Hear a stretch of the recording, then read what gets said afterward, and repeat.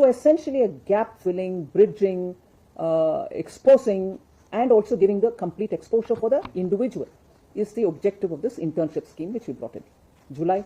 And in October we came up with the first pilot, in which I was glad to see at least 300 odd companies coming in.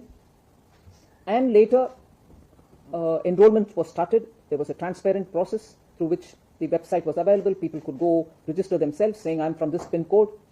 As much as possible through the system itself, every intern applicant was tried to be placed in the area from which he came, literally within the district, if not the neighboring district. No one was expected to get out too far unless they chose to want to, they choose saying, I want to go this far. So the system was very automated. It was very clearly supportive of all the proactive provisions in the Constitution so that nobody is missed out. People who needed that additional support were given. The reservation policy was also introduced into it. But the companies were given a short list through which they could choose who they wanted to. So it was no compulsion on the industry, no interference in their management process, but yet making industry realize that they should also take a step forward to give that opportunity for people who want to understand what is it that which they have to acquire so that they are better ready for the markets.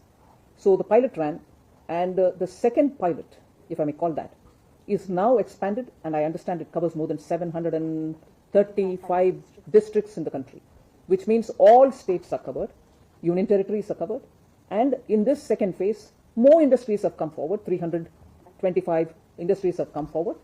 But even with this, and I think I appreciate the industry's readiness to come forward and offer positions, but for a country of our size, and with the objective that the top 500 companies participate, we still have some way to go. I would appeal to the industry to make sure that the rest of them, beyond the 300 who have come forward, should also participate. This is a national cause. Nobody is expecting you to cut your profits, or nobody is expecting industry to face loss. The government is chipping in money. We need to give that confidence to our youth. We need our youth to understand what it takes to get into such top 500 companies if they ready themselves, if only they ready themselves. If they don't ready themselves, they're not going to be wanted by the industry. So I would think Indian industry should participate in the larger interest of this country's youth. That demographic dividend which exists should be available for industry so that their productivity, their future can be better endowed with our youngsters going in there. But that's not going to happen in books.